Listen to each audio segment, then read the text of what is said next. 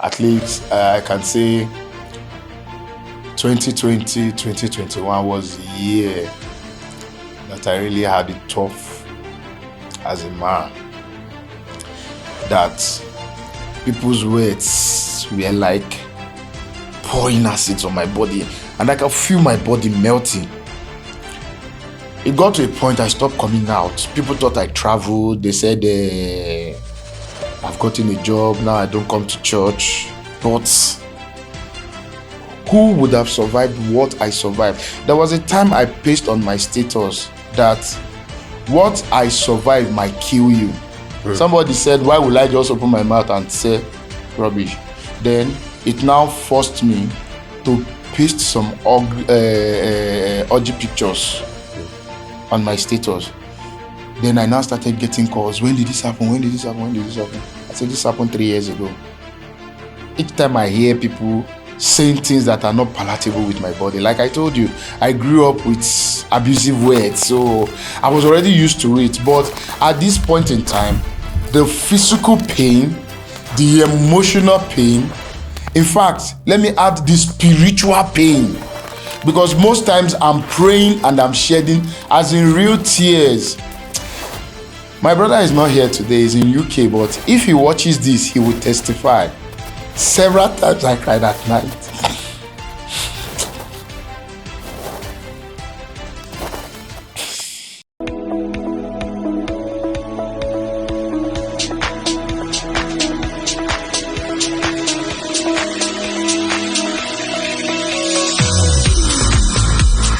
Hello everyone, it's great to be back here in 2024 January. I'm so excited because today we'll be taking a testimony of how God snatched my friend from the hands of death. My name is Obo Joseph. My name is Abiodun Adams Success Oyeyode, but I've been known by many names. What happened on the day of the accident?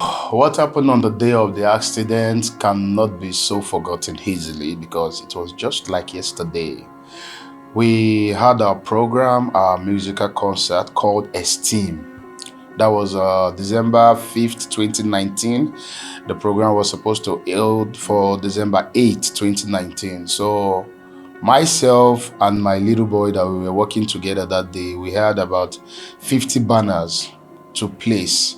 So, and we have just from 2 p.m. on the 5th to 12 midnight to hang about 50 banners. That's a whole lot, if you must say. Yeah. So we've done that. We've gone to Kubwa, Galadimawa, Gwarimpa, Dawaki, name it. We've placed the banner. So the last one was just at the roundabout, the U-turn. When you come out from Gwarimpa, you're trying to make a U-turn back to Kubwa. In between the road, the 2 street lights was where we were hanging the banner. So immediately we hung the last banner. Then we were excited that we could finish the banner that day. It was already 6th of December now, because that was 12 midnight. It was exactly 12:15 a.m. because I was conscious with time, because I was always looking at my time. So it was about 12:15 a.m. So we were walking to the car. Then we had a noise. When we had a noise, my boy jumped. Immediately he jumped. I was just about to turn, and that was all I could remember. That means you've already come down from hanging the banners, right? The banner. He was standing on my shoulders when he hung the banners. So he has climbed down. Then we were walking to the car to head home so that we can sleep. Then we're about to resume duty. That's 6th in the morning. Normally we resume work by 6:45 a.m. So we're supposed to resume duty on the 6th, then to close the following day and go and prepare for Esteem. So that was where I just saw him. He just jumped. Him jumping, me trying to turn was all I could remember. The next thing was, I remembered I woke up and it was on the 9th of December. That means you were unconscious for about 3 days. By 3 days. I wasn't myself. I didn't know what was going on. I didn't know if I was dead or alive. Some persons even came by, they say they came and they were talking to me, and I couldn't remember a thing. Does it mean that in that state of unconsciousness, it was like blank? It was a blank out? Because some people say, when I've heard testimonies of people experiencing that kind of blank situation, and maybe they're now going to heavens and they are seeing spiritual things and all The that. only trance I could remember was when I was trying to turn. I just found myself in a place like a meadow. I was just like on the grass then. There was like these lights flashing, like a beacon light, flashing like white light. So while it was flashing, I could remember what I said there. I said, God, please, if I'm dead, please accept my souls and forgive my sins. But if I'm not, send me back to earth. Then I had a voice called my name. The voice just kept calling my name. Then I opened my eyes. It was a friend of mine called Daniel Vanen. He's a protocol officer in my church.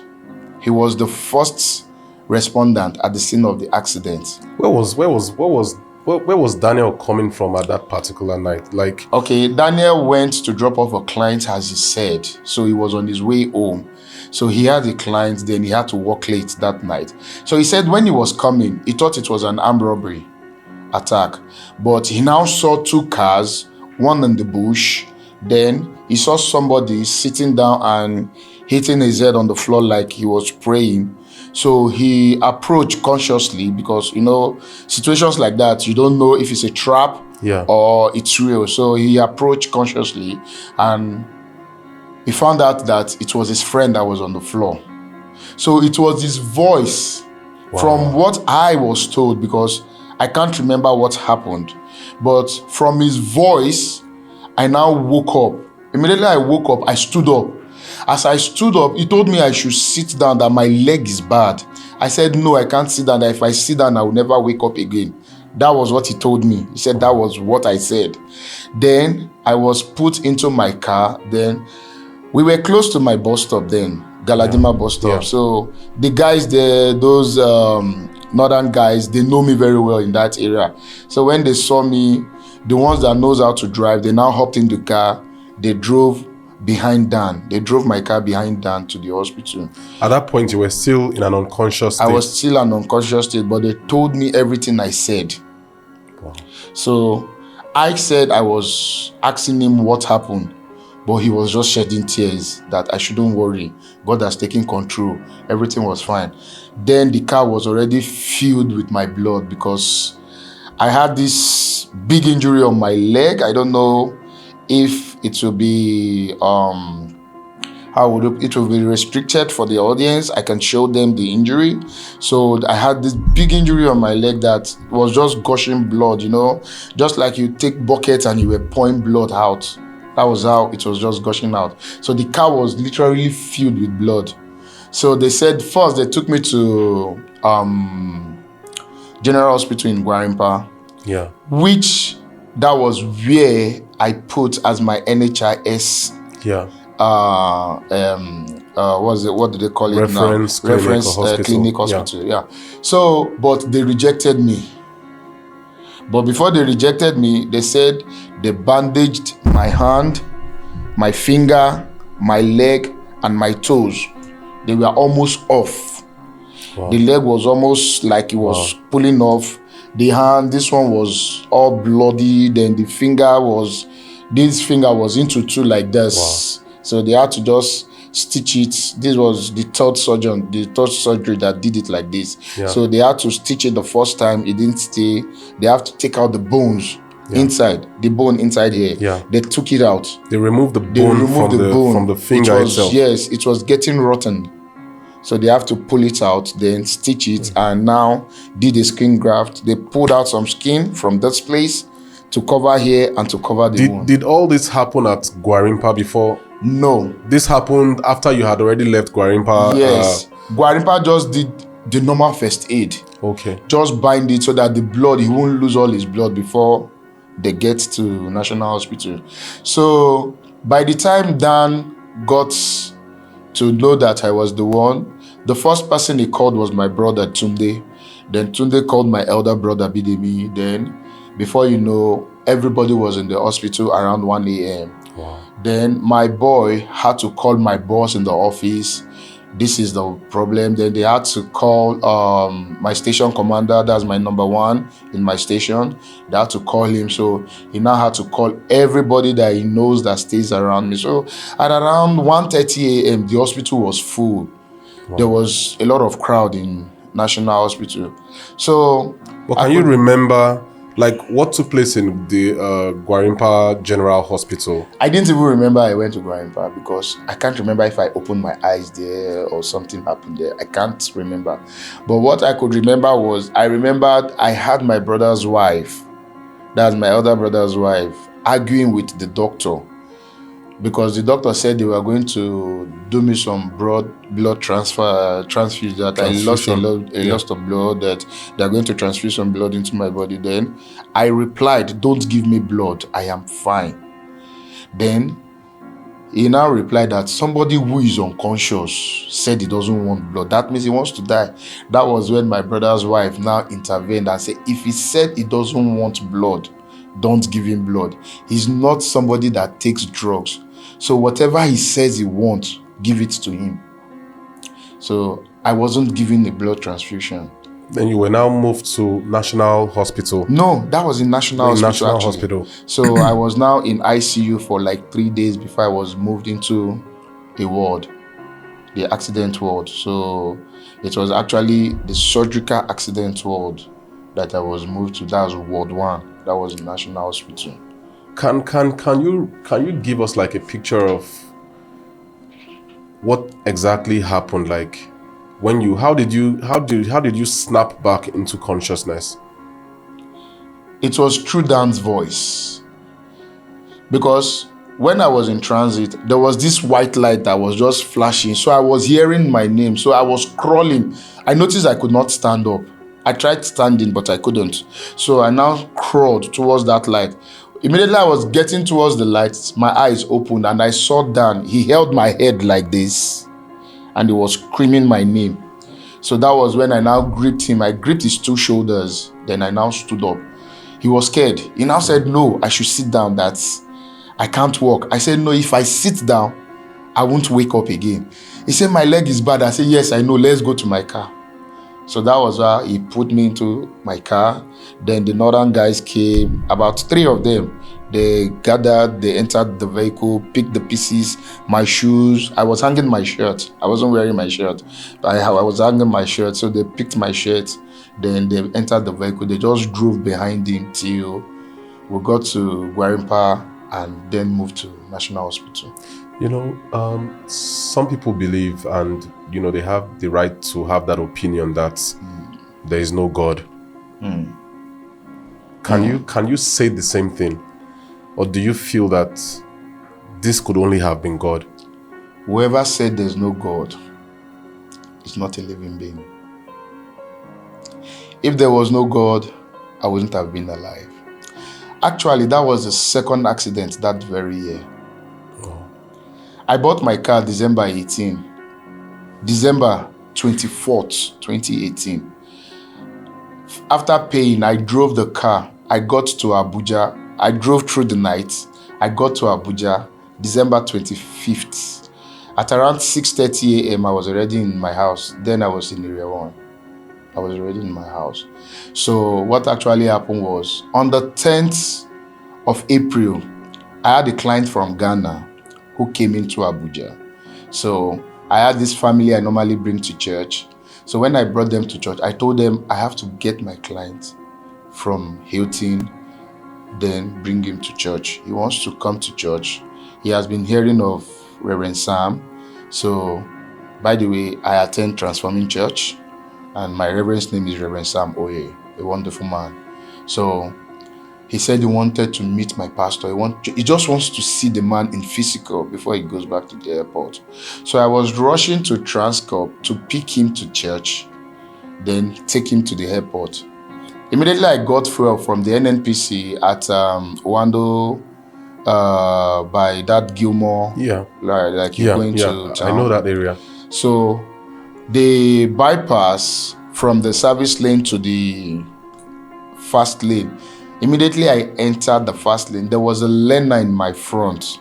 So this guy just drove past me and slammed his brake in front of the learner. And the learner had 3 kids in the car. So I was avoiding the learner not to hit the learner.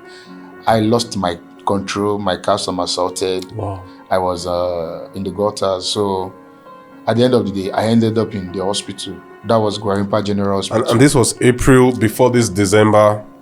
April before this December. So I had this spinal cord injury that they said 1 more inch I would have been confided to chair. Wow. So will you tell me that is not God?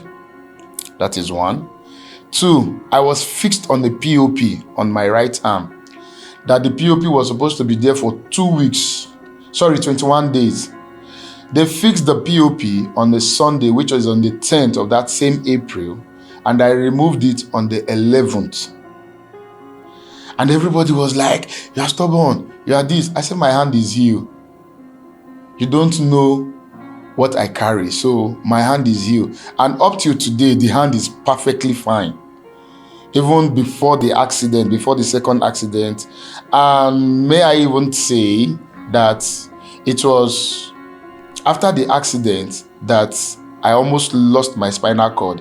I got a job into the Federal Fire Service, and I had to go to camp to go and train for 6 months. With the injured arm? With the injured hand and my broken spinal cord. And doctor said I should not do anything strenuous. In fact, I could remember that Reverend Sam came to the hospital and they told him that I have left. He was now asking the doctor. I thought he had an accident. They said the young man said he doesn't want to be admitted. He limped out of the hospital, which was what I actually did. I limped out of the hospital. When they wanted to place me on bed, my brother was angry, his wife was angry. The family I took to church that their property was in the car before I had the accident, everybody was like, you are too stubborn, stay. I said, no. And I didn't stay in the hospital. Immediately they dressed my hand, they dressed my cuts. That was where I got this cut. They dressed my hand, they dressed my cut. And they asked, do I have any other injury? I said, no, I'm fine. Then they now did x-ray. My brother said they should do x-ray. They now did x-ray. Then I said I almost lost my spinal cord. My spinal cord was bent, as in, I still have the x-ray film at home. So if you see it, you know that this can only be God. Because now I can bend, I can stand, I can do anything. Nothing is wrong with my spine anymore. So when all of this happened, like, did you see the need to maybe say, let me even pray against this spirit of death? You know, sometimes as Christians, certain things happen and we're like, we need to pray about this so that it doesn't happen again. Did you find yourself, making those kind of declarations? Oh, Father, I come against this, I bind this, I destroy this, things like that? Or were you just like the macho guy, nothing they happen, I move? Well, a bit of both. A bit of both and more, because Reverend Sam used to say something. He said, you don't learn how to fight in battle. Okay. You will be killed. Yeah, true. You learn how to fight. When you're perfect, then they send you to the battle, which is where you have with the military. They go for training. Yeah. When they're perfect, they send them to the battle. He said, you don't learn how to fight before in the face of the war. Okay, now, that is one. Then there was a word that came on to me in 2017 by somebody I respected so much after I lost my dad in 2013. God rest his soul, because he's also late. In respect of somebody I respect so much, I call him my guardian angel. His name is Pastor Ben. His name was Pastor Ben Imogu. He has a nickname, Somebody. AKA somebody. AKA somebody. Yeah. Each time I mention his name, I almost shed tears. So he told me, there was a day he saw me, I was looking disturbed and disarrayed. That was in 2017, August to be precise. He now called me into his office. There's a name he normally calls me, Oba. Oba in my language means king, and that is what he always calls me. So he now say, Oba, what is your passion that when somebody taps you like this, immediately you wake up? You can do that thing without stuttering. I said, driving. He said, aside from that, Uncle, I said, I don't think I derive passion in any other thing than driving. Then he now said, God is going to give me a job. He's going to place a job in my hand that will make me serve him. And that job is going to give me time, a lot of time, maximum time for him. And no matter how serious my job is, I should not collapse God's time. Yeah. Which is why people don't understand how I merge my work with God's work.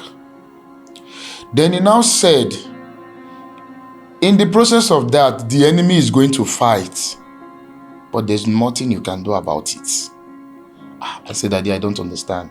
That's what I call him. I call him Daddy. I said, Daddy, I don't understand. He said, he's going to try to take your ability, the ability of your passion. Wow. Which is why when I had this second accident, the greatest thing I feared most was losing my leg. He said the enemy is going to fight, but there is nothing I can do. He said so many things, up to the extent he said, I don't want to say the other one, but let me say one that he said. He said he would tell me when the time is right to go to my father's house. That is my state of origin. I'm from Osun State. I'm Ejibo by indigene. We are the largest, population, largest community in Osun State. Anywhere you go, you find Ejibo people everywhere. So he now said, the time is not here, but when the time is right, I will tell you when to go. So I lost him a year and 2 months after he said that. I lost him. And ever since then, I kept his picture on my phone that one day his spirit will talk to me and I will move. And I feel the time is now, because I can see so many changes in what he said then. So coming back to the question, it has always been God, because I could remember when I had this second accident, some persons came to the hospital. I was unconscious, but I had voices, but I could not place a face to the voice. That he's always speeding. He drives rough. You mean while on the hospital bed? Yes, while in National Hospital. People came to see you. People came to see me. You could hear people, and I could hear what they were saying, but I could not place a face to the voice. Because one would expect that, when people visit, if you visit an accident victim, yeah, you should be coming careful to the table with compassion. Yeah, compassion, not with stones. Prayers, things like that. So why would somebody come and visit? Why would you even take the stress to visit somebody? Then you are coming with those kind of vibes, like... Joe, I didn't bother myself about that. You know why? When you are working with visions, you don't listen to men. Do you know why? The vision says the door is here, but the men are telling you this is a window. Who will you listen to? You will listen to the men now. Because why? Practically, technically, and physically, this is a door. But logically and spiritually, this is a window, sorry. But logically and spiritually, this is the door. God would have taken the children of Israel like 2 days or 3 days to get to the Canaan land. But he loves to make them know the importance of his existence. That's why he took them through the wilderness, through the desert, and through the Red Sea, just to get to Canaan land. So you telling me God does not exist, that is your opinion. Me saying God has been the pillar of my life, that is my decision. One thing for me is, how did you deal with the blame? Because from your story backstage, we shared people blamed you for the people that didn't even know how the accident happened. Yeah. Once they just heard, Abiodun had an accident, Abiodun must have been over speeding. I'm sure it's Abiodun that caused that accident. Things like that. How did you push through all that pain, especially when it's pain that is coming from maybe people that you respect, people that you love, people that you sacrifice for? Can you shed some light on that? Somebody once asked me this question, I think that was in 2021, that how did I deal with people's criticism with my pain? I said, during that period, all the pains were mixing up. I was looking rough, devastated. Even in my job, that was in 2020, when there was a commissioning that my superior said he just wants me to be among the drivers that will operate the fire truck on that commissioning. I was not looking myself. On a normal day, I'm a very cool and calm person, but I was looking restless, frustrated, devastated, as in, name it. I was almost losing my mind then. I tried committing suicide once, but God used a man to rescue me. His name is Pastor Nee. That's why I'll ever hold him tight in my heart for the rest of my life, because he came at the nick of time. Wow. I didn't know how God told him what was going to happen then. But sorry, we'll go back to But I'm just thinking, like, what could be that intense? Because I know you energetic. What could be that thing that would push you to that brink of even having the thought process of suicide? People's words. Wow. People's words are sharper than the edge of knives. The Bible said the tongue. Wow. Sharper than the two-edged sword. That's the Bible, right? That's the Bible. But the tongue it can damage. Piercing. Yeah. And people don't know. I grew up in an environment where I'm always on my own. When I mean I'm always on my own, I was very big, so people make jest of me a lot. People talk words at me that are not palatable with my body. So growing up with such kind of mentality, I was already used to it. That abusive words. I wasn't used to compliment. That's why when you tell me thank you, when I do something for you, okay, I've had something to do with you once that you appreciated me. And I told you that same word. I said I'm not used to such words. It was all because of the way I was brought up. Thank you, sorry, and I'm sorry. I'm not used to those words. Why am I not used to thank you? My father said, if you are doing something for somebody, you do it and take off your mind there. But people don't know me for that. They don't know that I'm a selfless person. When I serve you, I forget about it. I could remember I drove somebody on his wedding day. I couldn't even remember I was the one that drove him to his wedding. It was now reminding me 6 years later that I was the one that drove him on his wedding. I said, I can't even remember. Sure, you understand? So now, thank you in the sense of, why? Did you ask for it? No. I did it willingly. I was chanced, I was free, and I did it for you. So it's not something you appreciate me for. Then when you offend me and you tell me you are sorry, there's a word I'll tell you. Are you sorry because you offended me, or you are sorry because it was a mistake and you will never repeat it again? Which of both? So whichever one you're saying will make me determine how sorry you truly are. Don't tell me sorry because you deliberately hurt me. Tell me sorry because you offended me and you will never repeat it again. So me looking good today is not just because of the good food I eat. It's because me taking care of me. Yeah, so I just wanted us to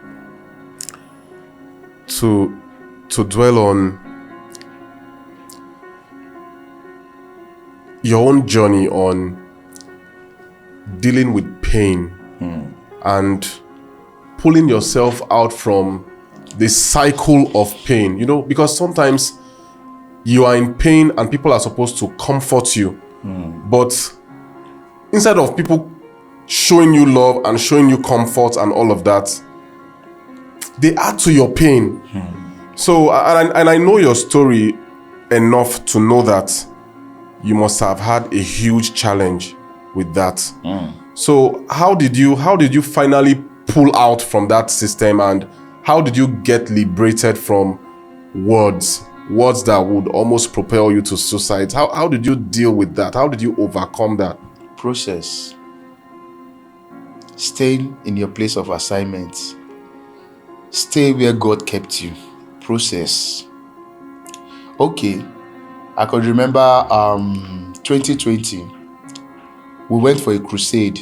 That was in Kogi State, in a town close to Dekina called Abocho. I was having this big wrap on my leg, but nobody knows about it. I don't show you my pain because I don't like you telling me sorry. You understand? But I cried. Each time I hear people saying things that are not palatable with my body. Like I told you, I grew up with abusive words, so I was already used to it. But at this point in time, the physical pain, the emotional pain, in fact, let me add the spiritual pain, because most times I'm praying and I'm shedding as in real tears. My brother is not here today, he's in UK, but if he watches this, he will testify. Several times I cried at night.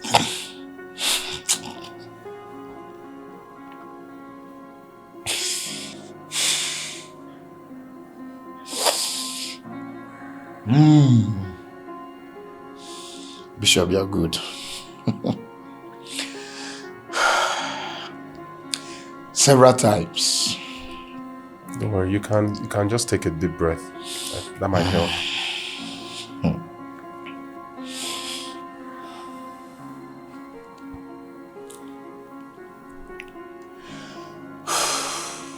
Thank you, Jesus. Yeah. Several times I cried at night. He will comfort me.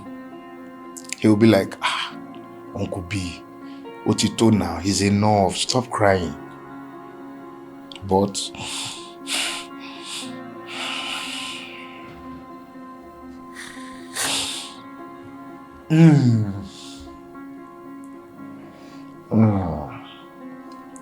but holding on those tears was something. Because the one I could have talked to there was no more. I would just stay at my phone like this. I would now be like, why now? Why did I have to leave you now? Why did you have to leave me now? Why do you have to depart now? I need you more now. I need you more now. It was trying time for me. At least I can say 2020, 2021 was the year that I really had it tough as a man. That people's words were like pouring acids on my body, and I could feel my body melting. It got to a point I stopped coming out. People thought I traveled. They said, I've gotten a job, now I don't come to church. But it was just like acid on my body. I could feel my body melting. As in, have you ever stood and you felt you were shrinking? Because of people's words. Because of people's words. I was shrinking, as in, most times I try to force that laugh, as in being who I am, knowing myself that I'm not a sober person. I try forcing that laugh to come outside, but it never did. So I'm just like these people that goes to a beautician, then they'll do makeup for them. First, they'll put first foundation, second foundation, just to make sure that when they sweat, the sweat does not crack their makeup. That was how I was looking when I go to church. But there's no day I go to church that somebody must crack that makeup on me. And I end up going home, crying, Lord, why? Lord, why? Then there was this there was this feeling I normally feel in my body each time I cry and I pray. I always feel that a prayer has been answered, something has dropped off my shoulder. Each time I will never forget, even up till now, he still says it. Tunde is a brother that I will never forget in a hurry. I will stand and take a bullet for that guy. He kept telling me. He said, the devil knows where I'm going. That is why he's fighting me. He's now using people to make me kill myself so that I won't achieve that goal. I will never forget. Then there was, how did I pull out, which is where we are actually driving to. Because now I have taken people's words, I use them as a stone. I use them in building a wall around me to grow. Then one day I listened to Miles Morrow. He said, don't feel lonely or don't feel you are deserted. God chased people away from you for a particular reason, so that you can pick yourself and dust yourself up, because you are a shining star and you don't need anybody to shine. I now merge that word to the word Pastor Ben said sometime when I was trying to leave the church and I was just having it tough with people telling me I'm rough, I'm this. And truth be told, when they kept throwing that words at me, I used them as a stone to build a wall around myself, and I stepped on the stone. 3 weeks ago, somebody asked me something, and I now replied the person. Then the way I replied the person must have felt I was angry. He now said, sorry, I don't know this thing offended you. I now tapped him on the shoulder. I said, bros, the thing that offends me has died. Yeah. But you won't know. I am just this simple person. Whatever you say, I agree. Even if it is not okay with me. As long as you are comfortable. Because my dad said, as long as you can't complain, don't let the other person complain. When the other person is complaining and you know you cannot complain, tell them not to complain, that you are fine. Which is a strategy I have used. That is why when I was growing up and I was hearing those bad words, I was angry. Most times the ones I can beat. The ones I think I can fight, when I fight, they will beat me. And my mom is this type of a person. They don't beat you outside and you cry inside. She will beat you and go back, go and beat your own back. That is my mom for you. So those words now, those actions, those treatments made me who I am. Then listen to Dr. Miles Morrow. I had to play that tape over and over again, that God deliberately send some people far away from you so that you can shine. You don't need them to shine. So that word and Pastor Ben's words that says, let the word that fits you, let it be the focus of why you are here, and don't be distracted by what people are doing to you. Yeah. That is what kept me. That is what has kept me. And each time, most times, I always look dull. Like, ever since I came out from that 2022 and 2023, I made a vow that, okay, now I'm going to be myself, irrespective of my status, irrespective of my financial status. And truth be told, we took some loans while we were in the hospital. My brother had to sell. He has a business center. He has this big printer, photocopy machine, all this desktop all-in-one system. He sold everything just for me to be okay. Wow. Then he went as far as taking loans. Wow. Just for me to be okay. Part of those loans were still paying. As at December 12, when I went to my financial institute where I took the loan for, they said I still have like 1 million naira to go. And I asked like how long that one is going to take. They say maybe let's say 2-3 years again, because of my salary. So irrespective of that, irrespective of my loan moment, my financial status, I pushed through. And how will you now tell me God does not exist, that it has not been God? Who would have survived what I survived? There was a time I pasted on my status that what I survived might kill you. Somebody said, why will I just open my mouth and say rubbish? Then it now forced me to paste some ugly pictures on my status. Then I now started getting calls. When did this happen? When did this happen? When did this happen? I said, this happened 3 years ago. Wow. Not even today.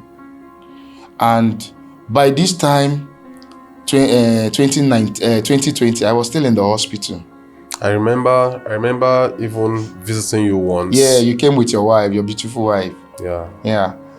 So I was in the hospital and I was like, I was even fighting the doctors there that I am okay, I can go home now. They now say, Mr. You are not okay. I was released on the 30th of January, 2020. So when the doctor was releasing me, she now made a statement. Now there's COVID, there's lockdown. Tell me, where do you want to go? I said, I like moving about. Don't worry, I'll know where to go. So now, God saw me through all this process. I would say Pastor Ben's spirit was also with me. He never left me because I kept hearing most of his words in my head. But people don't know how I survived it. Wow. That's why they say, God will do it again. I may not know how. I may not know when. He will do it again. And he's doing it. So I learn to let myself flow with time. Yeah. No matter what comes my way, I take it as they are. I could remember several times when I go to church, I don't have TP, I have to beg people 500 to go home. People don't know my story. So somebody just looked at me one day, I say, you don't even know more than begging people money every Sunday when you come to church. I just laughed. I now left the person. I walked from my house to Dawaki. I walked. I didn't die. Today I'm good. Yeah, today I'm good. Wow. So it has been God all the way. In fact, if I tell you that I've not been blessed by your testimony, I'll be lying. And for me, while we close this interview, seeing that you have been through so much and God has been able to enable you to pull yourself out from things that consume other people. I think that in itself is a testimony. Yeah. And I know that as you've shared this to the world, I believe strongly that this message, this testimony is going to encourage someone. Somebody out there right now, you might be going through a very terrible moment. You might be having down times. You might even feel like God has abandoned you. You might feel like all hope is lost. I just want to reassure you, Abiodun has been there and he's out of it. You too can go through that process. And at the end of the day, God is actually going to have the glory out of your story. So I just want to say to all our subscribers and everyone watching this video, please share this video. Somebody needs to be blessed by your testimony. And I just want to really thank you. If you don't mind, I can just 30 seconds, let's just pray. Father, I just want to thank you for Abiodun. I believe strongly that you're setting him on a higher pedestal. You're taking him to your preferred future. Amen. I decree and I declare over his life, everything that has trailed him from his lineage or from whatsoever source, Father, henceforth, he's in your arms. He's shielded by you, and your grace is what follows him all through his life. In the mighty name of Jesus. Amen. Thank you, Abiodun. Thank you for being on the program. Thank you for hosting me. Yeah. I have a final word. It goes like this. Most especially for a lot of us, we have visions. That people give us visions for our lives. Yeah. But some of us, we ignore them. I would like to say this. Always hearken to the word that comes. Because why? It is like you going to Wuse Market from Dawaki. Then, instead of you going through Tipper Garage, you now went through Gilmore, go through Kado Fish Market, go through Apo, go through Galadimawa Roundabout. Then you now still have to turn back again. That is just you like stressing yourself. Because at the end of the day, you will still get to Wuse. But don't take the long journey. It is better, it is shorter, it is faster, safer, and easier to get to your destination. Hearken to the word that gave you the word. When you hearken to the voice that gives you the word, you will get to your destination in no time. God bless you. God bless Cash you. Baba. God bless you. God bless you. God bless you. Thank you so for much. hosting me. Thank you so much. Thank you for hosting. Yeah. See you guys on the next video. God bless you guys. Yeah.